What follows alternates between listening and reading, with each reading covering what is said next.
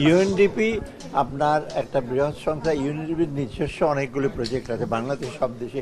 আর UNDP যেটা সমস্ত UN যেগুলো এজেন্সিগুলো আছে তাদের অনেকটা সমন্বয়, এই আইএলও বলেন, ইউএনএইচসিআর বলেন, আইওএম বলেন, এফএও বলেন, সবার সমন্বয়।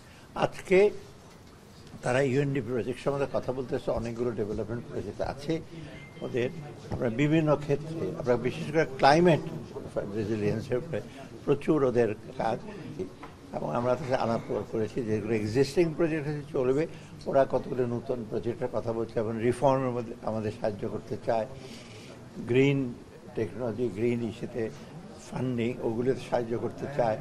তারপরে আপনার আর বিশেষ করে লোকাল লেভেলের যে সেগুলো স্থানীয় হেলথ এডুকেশন প্রোগ্রাম, এগুলোর মধ্যে অলরেডি আছে, আরও সাহায্য করতে চায়। আর ওরা আবার একটা ওদের মডালিটি আছে, কিছু কিছু ভালো ভালো এনজিওর সাথে কাজ করে, যারা আমরা অনেক সময় সরকারি সে রিচ করতে পারি না, ওদের কাজ করে। তো এটা নিয়ে আর আমরা ওই যে ট্রানজিশন টু গ্র্যাজুয়েশন 2026 করতে হতে কতগুলো আমাদের শর্ত আছে, কতগুলো জিনিস পালন করতে হবে। রিফর্ম, পোর্ট ডেভেলপমেন্ট, ফিজিক্যাল রিফর্মে, যে কোনো রিফর্মে যদি টেকনিক্যাল অ্যাসিস্ট্যান্স লাগে, বেশিরভাগ রিফর্মে ওরা করতে যায়। রিফর্ম কিন্তু আমরাই করবো, কিন্তু এই রিফর্মের জন্য কিছু কারিগরি সহায়তা যদি দরকার হয়, এক্সপার্ট আছে আপনার, তারা তো সেগুলো ওরা দিতে পারে, ওদের অর্থ আসবে। এই আপাতত এটা নিয়ে। আর তাদের একটা সুবিধা কি, তাদের যে ভালো মেসেজটা এখন অন্য যে সংস্থাগুলো আছে যাদের সাথে অলরেডি আমি কথা বলেছি, ওরা বিভিন্ন প্রজেক্ট নিয়ে আসবে এবং ওরা দিক দিয়ে খুব রেসপন্সিভ এবং মোটামুটি না, খুব ভালোভাবে ওরা বলছে they are committed to help আস।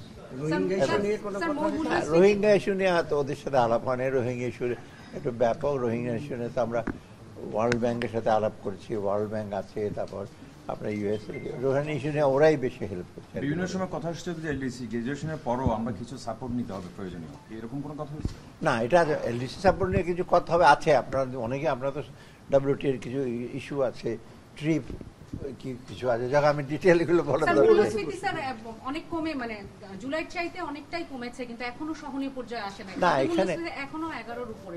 না, মূল্যস্ফীতিটা একটু এসে পাচ্ছেন তো, কিছু কমছে, যে একটা মেসেজ দিয়েছে আমরা। এবং এটার জন্য তো শুধু সাপ্লাই আর ইসেতে হবে না। আমরা যে বললাম ল অ্যান্ড অর্ডার, ওইগুলো আমি আলাপ করবো আরও ওদের সাথে, লোকাল ইস্যুর সাথে, যাতে ওরা একটু দেখে। আর আমরা কিন্তু সাপ্লাই বন্ধ করি না। এখন আমরা অলরেডি যেমন রিসেন্টলি আমরা আরও সয়াবিন, কিছু ব্র্যান্ড অয়েল আমরা যদি ইম্পোর্টে পারমিশন দেবো, তাহলে আসলে কিন্তু মোটামুটি সাপ্লাইয়ের বা সরবরাহের কোনো কমতি হবে না। এখন বাজারজাত করার ব্যাপারে সবচেয়ে একটা অংশ হলো বাজার, আপনার রিটেল প্রাইস, এবং আমাদের সেটা হলো আপনার ভোক্তাদের উপর কোনো বাড়তি চাপ যেন না। হ্যাঁ, বাণিজ্য মতো দেখবে ভোক্তা অধিকার। উনি তো বুদ্ধি হয়ে গেছেন, উনি ছিলেন, আমরা একজনকে দিচ্ছি ভালো, উনি ছাড়াও আমাদের অন্য যারা আছে না, আপনার ইম্প্যাক্ট দিতে পারেন, শুধু ইম্প্যাক্ট দেখতে চাইলে দেখতে পারবেন। মানে আপনার মাঝে মাঝে আগের মতো কিছুটা একেবারে হুট করে নেমে যাওয়ার মতো অবস্থা তো বিভিন্ন কারণে ঘটেছে। তো আপনারা জানেন তো মূল্যস্ফীতি কেন বাড়লো। টাকা ছাপিয়েছেন, 70-60 কোটি টাকা দিয়েছেন, খরচ করে, এইগুলোর ইম্প্যাক্ট ওটাকে উল্টো রথে আনতে হলে বা উল্টো দিকে আনতে হলে তো আমাদের রাষ্ট্র আনতে হলে একটু সময় লাগবে। স্যার, পেনশন স্কিম নিয়ে একটা মিটিং আছে, আমি যদি ভুল না করি, গেল 1.5 মাসে অলরেডি যারা কন্টিনিউ করছিল তারা অনেকটা ডিসকন্টিনিউ হয়েছে এবং 4 লাখের মতো গ্রাহক আছে। কোন সিদ্ধান্ত আসবে কিনা স্যার? আমি এখন মিটিং এ যেয়ে নিই, আমি কিন্তু মিটিং এর পর পেনশন নিয়ে এখন কথা বলবো। না স্যার, আপনি যদি বলেন আমরা ওয়েট করব স্যার। না স্যার, আপনি একটু বলে আসছেন প্রথম থেকে যে বাজার ব্যবস্থাপনাটা চাঁদাবাজি বন্ধ করতে হবে। এটা আপনার সরকার রাজনৈতিক সরকার না, চাঁদাবাজি বন্ধ করার জন্য আপনি কতটা পারবেন, কতটা কঠোর? কারণ আপনার মূল্যস্ফীতি কমছে, দেখা যাচ্ছে বাজার করে নেই স্যার। না, চাঁদাবাজি বন্ধ করে, চাঁদাবাজি তো একটা শুধু এটা অর্থনৈতিক বাণিজ্যিক সিদ্ধান্ত না, এখানে রাজনীতি আছে, সমাজের অনেকগুলো ভ্যালুজ আছে। আর কোনো দিন তো ভ্যাকুয়াম থাকে না, শূন্যস্থান অলওয়েজ পূরণ হয়, তাই না?